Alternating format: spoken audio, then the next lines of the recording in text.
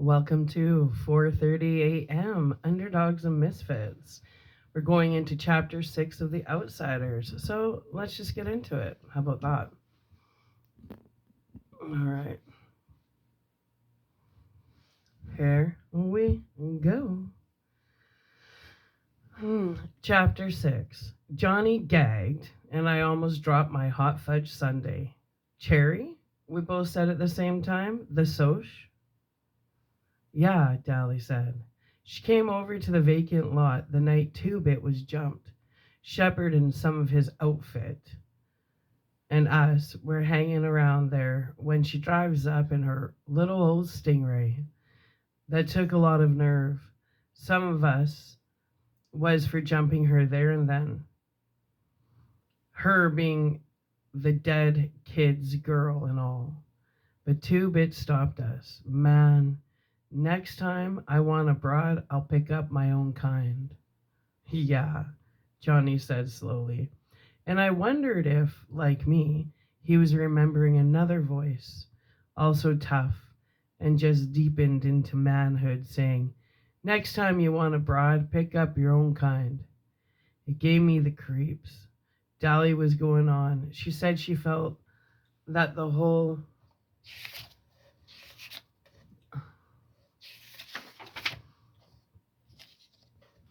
mess was her fault, which it is, and that she'd keep up with what was coming off with the Sochis in the rumble and would testify that the Sochis were drunk and looking for a fight and that you fought back in self-defense. He gave a grim laugh. That little gal sure does hate me. I offered to take her over to the Dingo for a Coke and she said, no thank you, and told me where I could go in very polite terms. She was afraid of loving you, I thought. So Cherry Valance, the cheerleader, Bob's girl, the Soch, was trying to help us? No, it wasn't Sherry, the Soch, who was helping us. It was Sherry, the dreamer, who watched sunsets and couldn't stand fights. It was hard to believe a Soch would help us, even a Soch that dug sunsets. Dally didn't notice. He had forgotten about it already. Man, this place is out of it. What do they do for kicks around here? Play checkers? Dally surveyed the scene without interest. I ain't never been in the country before. Have you two? Johnny shook his head, but I said, Dad used to take us all hunting. I've been in the country before. How'd you know about the church? I got a cousin that lives around here somewheres. Tipped me off that I'd make a tough hideout in case of something. Hey, Ponyboy, I heard you was the best shot in the family. Yeah, I said. Derry always got the most ducks, though. Him and Dad. Soda and I goofed around too much. Scared most of our game away. I couldn't tell Dally that I hated to go shooting things. He'd think I was soft. That was a good idea. I mean, cutting your hair and bleaching it. They printed your descriptions in the paper, but you sure wouldn't fit them now. Johnny had quietly Johnny had been quietly finishing his fifth barbecue sandwich, but now he announced, We're going back and turn ourselves in. It was Dally's turn to gag. Then he swore a while. Then he turned to Johnny and demanded, What? I said, We're going back and turn ourselves in, Johnny repeated in a quiet voice. I was surprised but not shocked. I had thought about turning ourselves in lots of times, but apparently the whole idea was a jolt to Dallas. I got a good chance of being let off easy, Johnny said desperately. And I didn't know if it was Dally he was trying to convince her himself. I ain't got no record with the fuzz, and it was self-defense. Ponyboy and Cherry can testify to that, and I don't aim to stay in that church all my life. That was quite a speech for Johnny. His big black eyes grew bigger than ever at the thought of going to the police station, for Johnny had a deathly fear of cops. But he went on, "We won't tell that you helped us, Dally, and we'll give you back the gun and what's left of the money and say we hitchhiked back so you won't get into trouble, okay?" Dally was chewing the corner of his ID card, which gave his age as 21 so he could buy liquor. "You sure you want to go back? Us greasers get it worse than anyone else." Johnny nodded. "I'm sure." "It ain't fair for Ponyboy to have to stay up in that church with Darian Soda worrying about him all the time. I don't guess."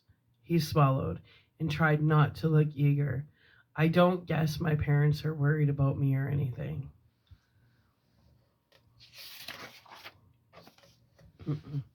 "The boys are worried," Dally said in a matter-of-fact voice. "Two-Bit was going to Texas to hunt for you." "My parents?" Johnny repeated doggedly. "Did they ask about me?" "No," snapped Dally. "They didn't." "Blast it, Johnny. What do they matter? Shoot my old man. Don't give a hang whether I'm in jail or dead in a car wreck or drunk in the gutter. That don't bother me none." Johnny didn't say anything, but he stared at the dashboard with such hurt bewilderment that I could have bawled. Dally cussed under his breath and nearly tore out the transmission of the T-Bird as we roared out of the Dairy Queen. I felt sorry for Dally. He meant it when he said he didn't care about his parents. But he and the rest of the gang knew Johnny cared and did everything they could to make it up to him. I don't know what it was about Johnny. Maybe that lost puppy look and those big scared eyes were what made everyone his big brother. But they couldn't, no matter how hard they tried, take the place of his parents. I thought about it for a moment. Derry and Soda Pop were my brothers, and I loved both of them, even if Derry did scare me. But not even Soda could take Mom and Dad's place. And they were my real brothers, not just sort of adopted ones. No wonder Johnny was hurt because his parents didn't want him. Dolly could take it. Dolly was of the breed that could take anything because he was hard and tough. And when he wasn't, he could turn hard and tough. Johnny was a good fighter and could play it cool, but he was sensitive, and that isn't a good way to be when you're a greaser.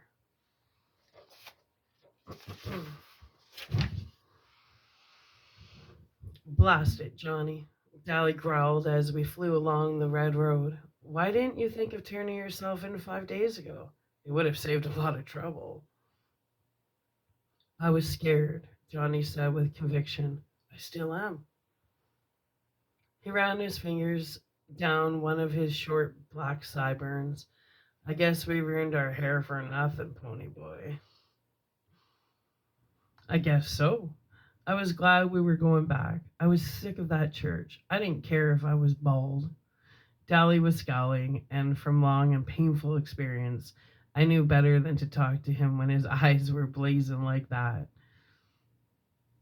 I'd like as not get I likely as not get clobbered over the head that had happened before, just as it had happened to all the gang at one time or another. We rarely fought among ourselves. Derry was the unofficial leader since he kept his head best. Soda and Steve had been best friends since grade school and never fought. And Two-Bit was just too lazy to argue with anyone. Johnny kept his mouth shut too much to get into arguments, and nobody ever fought with Johnny. I kept my mouth shut too, but Dolly was a different matter. If something beefed him, he didn't keep quiet about it, and if you rubbed him the wrong way, look out. Not even Derry wanted to tangle with him. He was dangerous. Johnny just sat there and stared at his feet. He hated for any one of us to be mad at him. He looked awful sad. Dolly glanced at him out of the corner of his eye. I looked out the window. Johnny, Dolly said in a pleading high voice, using a tone I had never heard from him before. Johnny, I ain't mad at you. I just don't want you to get hurt. You don't know what a few months in jail can do to you. Ah, blast it. Johnny, he pushed his white blonde hair back out of his eyes. You get hardened in jail. I don't want that to happen to you like it happened to me. I kept staring out the window at the rapidly passing scenery, but I felt my eyes getting around. Dolly never talked like that. Never. Dolly didn't give a Yankee dime about anyone but himself, and he was cold and hard and mean. He never talked about his past or being in jail that way. If he talked about it at all, it was to brag. And I suddenly thought of Dolly in jail at the age of 10, Dolly growing up in the streets. Would you rather have me living in hideouts for the rest of my life, always on the run? Johnny asked seriously. If Dolly had said yes, Johnny would have gone back to that church without hesitation. He figured Dolly knew more than he did, and Dolly's word was law. But he never heard Dolly's answer, for we had reached the top of Jay Mountain, and Dolly suddenly slammed on the brakes and stared. Oh, glory, he whispered. The church was on fire. Let's go see what the deal is, I said, hopping out. What for? Dolly sounded irritated. Get back in here before I beat your head in. I knew Dolly would have to park the car and catch me before he could carry out his threat, and Johnny was already out and following me, so I figured I was safe. We could hear him cussing us out, but he wasn't mad enough to come after us. There was a crowd at the front of the church, mostly little kids, and I wondered how they'd gotten there so quickly. I tapped the nearest grown-up. What's going on? Well, we don't know for sure, the man said, with a good-natured grin. We're having a school picnic up here, and the first thing we knew, the place is burning up. Thank goodness this is a wet season and the old thing is worthless anyway. Then the kids, he shouted. Stand back, children. The firemen will be coming soon. I bet we started it, I said to Johnny. We must have dropped a lit cigarette or something. About that time, a lady came running up. Jerry, some of the kids are missing. They're probably around here somewhere. You can't tell me with all this excitement where they might be. No, she shook her head. They've been missing for at least a half hour. I thought they were climbing the hill. Then we all froze, faintly. Just faintly. You could hear someone yelling, and it sounded like it was coming from inside the church. The woman went white. I told them not to play in the church. I told them. She looked like she was going to start screaming, so Jerry shook her. I'll get them, don't worry. I started at a dead run for the church, and the man caught my arm. I'll get them. You kids stay out. I jerked loose and ran out. All I could think of was, we started it. We started it. We started it. I wasn't about to go through the flaming door, so I slammed a big rock through a window and pulled myself in. It was a wonder I didn't cut myself to death, now that I think about it. Hey, pony boy. I looked around, startled. I hadn't realized Johnny had been right behind me all the way. I took a deep breath and started coughing. The smoke filled my eyes and they started watering. Is that guy coming? Johnny shook his head. The window stopped him. Too scared? Nah, Johnny gave me a grin. Too fat. I couldn't laugh because I was scared I'd drown in the smoke. The roar and crackling was getting louder, and Johnny shouted the next question. Where's the kids? In the back, I guess. I hollered and we started stumbling through the church. I should be scared, I thought with an old detached feeling. But I'm not. The cinders and embers began falling on us, stinging and smarting like ants. Suddenly, in the red glow and in the haze, I remembered wondering what it was like in a burning ember. And I thought, now I know. It's a red hell. Why aren't I scared? We pushed open the door to the back room and found 4 or 5 little kids, about 8 years old or younger, huddled in a corner. One was screaming his head off, and Johnny yelled, "Shut up! We're going to get you out." The kid looked surprised and quit hollering. I blinked myself. Johnny wasn't behaving at all like his old self. He looked over his shoulder and saw that the door was blocked by flames, then pushed open the window and tossed out the nearest kid. I caught one quick look at his face. It was red marked from falling embers and sweat streaked. But he grinned at me. He wasn't scared either. That was the only time I can think of when I saw him without that defeated, suspicious look in his eyes. He looked like he was having the time of his life, being the hero of his own story, right? I picked up a kid and he promptly bit me, but I leaned out the window and dropped him as gently as I could, being in a hurry like that. A crowd was there by that time. Dally was standing there, and when he saw me, he screamed, "For Pete's sake, get out of there! That roof's gonna cave in any minute! Forget those blasted kids!" I didn't pay any attention, although pieces of the old roof were crashing down, too close for comfort. I snatched up another kid, hoping he didn't bite, and dropped him without waiting to see if he landed okay or not. I was coughing so hard I could hardly stand up, and I wish I had time to take off Dally's jacket. It was hot. We dropped the last of the kids out as the front of the church started to crumble. Johnny shoved me towards the window. "Get out." I leaped out the window and heard timber crashing and the flames roaring right behind me. I staggered, almost falling, coughing and sobbing for breath. Then I heard Johnny scream, and as I turned to go back for him, Dally swore at me and clubbed me across the back as hard as he could, and I went down into a peaceful darkness. When I came to, I was being bounced around, and I ached and smarted and wondered dimly where I was. I tried to think, but there was a high-pitched screaming going on, and I couldn't tell whether it was inside my head or not. Then I realized it was a siren. "The fuzz," I thought dully. "The cops have come for us." I tried to swallow a groan and wished wildly for soda. Someone with a cold, wet rag was gently sponging off my face, and a voice said, "I think he's coming around."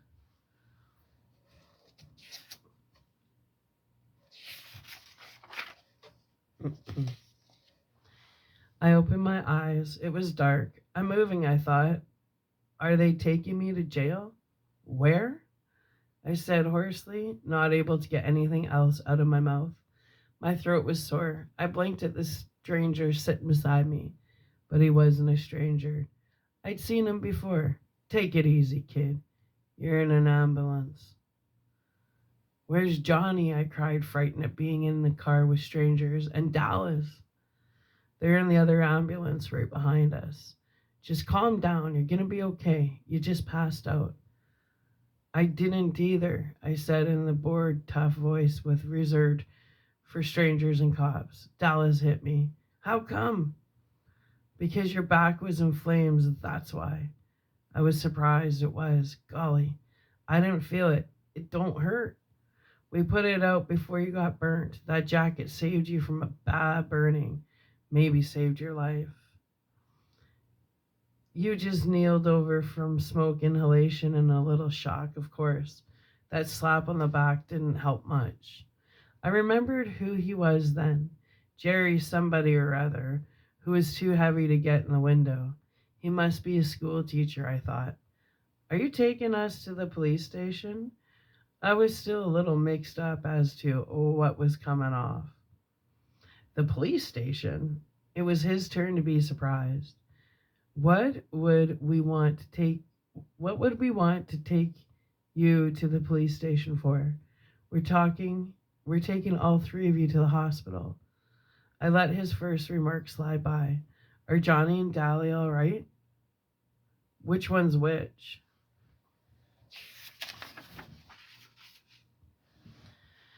Johnny has black hair. Dally's the mean looking one. He studied his wedding ring. Maybe he's thinking about his wife, I thought. I wish she'd say something. We think the toe headed kid is going to be all right. He burned one arm pretty bad, though, trying to drag the other kid out the window. Johnny, well, I don't know about him. A piece of timber caught him across the back. He might have a broken back, and he was burned pretty severely. He passed out before he got out the window. They're giving him plasma now. He must have seen the look on my face because he hurriedly changed the subject. I swear you three are the bravest kids I've seen in a long time. First, you and the black-haired kid climbing in that window, and then the tough-looking kid going back to save him. Mrs. O'Brien and I think you were sent straight from heaven. Or are you just professional heroes or something? Sent from heaven? Had he gotten a good look at Dallas? Nah, we're greasers, I said. I was too worried and scared to appreciate the fact that he was trying to be funny. You're what?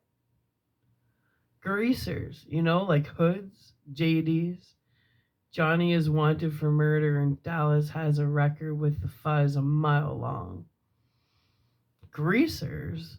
Are you kidding me? Jerry stared at me as if he thought I was still in shock or something. I am not. Take me to town and you'll find out pretty quick. We're taking you to the hospital there anyway. The address card in your billfold said that was where you lived. Your name's really Ponyboy?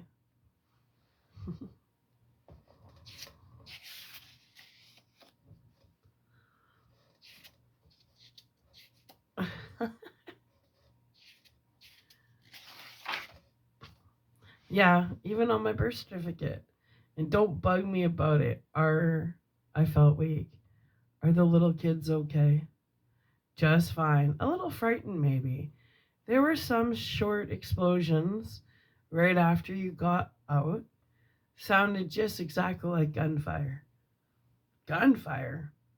There went our gun, and gone with the wind. Were we sent from heaven? I started to laugh weakly. I guess that guy knew how close to hysterics I really was, for he talked to me in a low, soothing voice all the way to the hospital. I was sitting in the waiting room waiting to hear how Dally and Johnny were. I had been checked over, and except for a few burns and a big bruise across my back, I was all right. I had watched them bring Dally and Johnny in on stretchers. Dally's eyes were closed, but when I spoke, he had tried to grin and he had told me that if I ever did a stupid thing like that again, he'd beat the tar out of me. He was still swearing at me when they took him on in. Johnny was unconscious. I had been afraid to look at him, but I was relieved to see that his face wasn't burnt. He just looked very pale and still and sort of sick. I would have cried at the sight of him so still, except I couldn't in front of people. Jerry would have stayed with me all the time. He kept thanking me for getting the kids out. He didn't seem to mind our being hoods. I told him the whole story, starting with Dallas and Johnny, and I had met at the corner of Pickett and Sutton. I left out the part about the gun and our hitching a ride into the freight car. He was real nice about it and said that being heroes would help us get out of trouble, especially since it was self-defense and all. I was sitting there smoking a cigarette when Jerry came back in front making a phone call. He stared at me for a second. You shouldn't be smoking. I was startled. How come? I looked at my cigarette. It looked okay to me. I looked around for a no smoking sign and couldn't find one. How come? Why? Jerry stammered. You're too young. I am? I had never thought about it. Everyone in our neighborhood, even the girls, smoked, except for Derry, who was too proud of his athletic health to risk a cigarette. We had all started smoking at an early age. Johnny had been smoking since he was 9. Steve started smoking at 11. So no one thought it was unusual when I started. I was the weed fiend in my family. Soda smokes only to steady his nerves or when he wants to look tough. Jerry simply sighed, then grinned. There are some people here to see you. Claim to be your brothers or something? I leaped up and ran for the door, but it was already open and Soda had me in a bear hug and was swinging me around. I was so glad to see him I could have bawled. Finally, he set me down and looked at me. He pushed my hair back. Oh, pony boy, your hair. Your tough, tough hair. Then I saw Derry. He was leaning in the doorway, wearing his olive jeans and black t-shirt. He was still tall, broad-shouldered Derry, but his fists were jammed in his pockets, and his eyes were pleading. I simply looked at him. He swallowed and said in a husky voice, "Pony boy."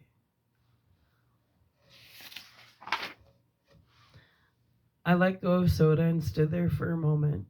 Derry didn't like me. He had driven me away that night. He had hit me.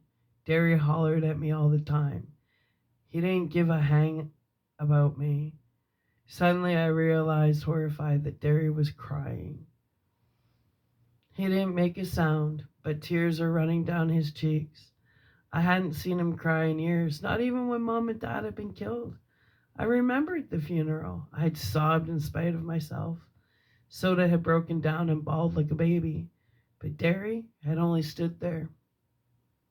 His fists in his pockets, that look on his face, the same helpless, pleading look that he was wearing now.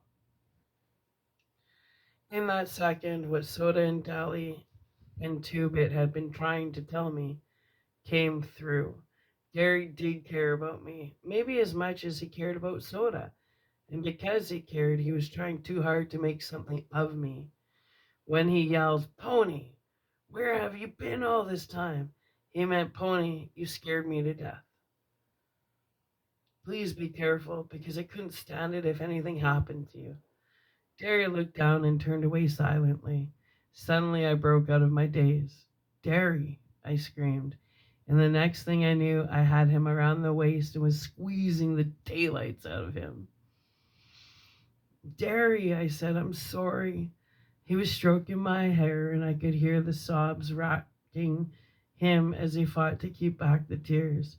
"Oh, Pony, I thought we lost you, like we did Mom and Dad." That was his silent fear then, of losing another person he loved.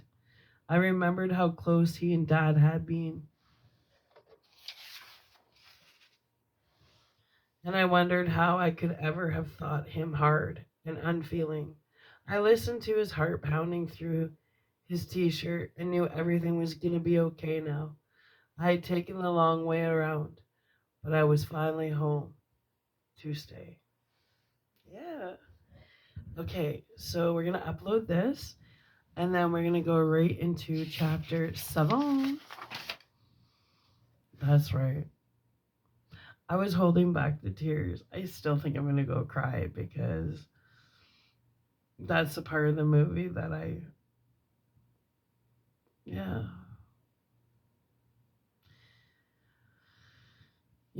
And people can do some shitty things, but it's like a balancing act. And so Johnny had killed the Soch because they were gonna kill Ponyboy, right? So yes, he murdered somebody, but he took one life of an asshole but he saved many lives of children, which totally balances out everything. Actually, puts him in the Dharma. That's what I was trying to explain. That one degree between the perfect good and perfect bad is that he went from a murderer to a hero. But the way I see it is he was a hero regardless, because he was defending his friend that almost got killed. So that's all I'm saying is sometimes people do shitty things, but you don't have to define who you are with one pivoting moment in your life, right? That's what I mean about redemption. Mm-hmm. I believe in redemption, and I believe in you, whoever you are. Anyway, I love you. We're going to upload this, and we're going to get into chapter 7. I'm sure when we get into chapter 7, the sun will be coming up. Possibly. We might just go right into chapter 8. I don't know. How many pages do we have left? I wonder if we can finish this book. We'll see. Yesterday, the last video, I was starting to fall asleep at the end. I'm like, okay, I can't read no more. But we'll see. So I'm going to upload this. And I hope you come back for chapter 7. I love you. Bye.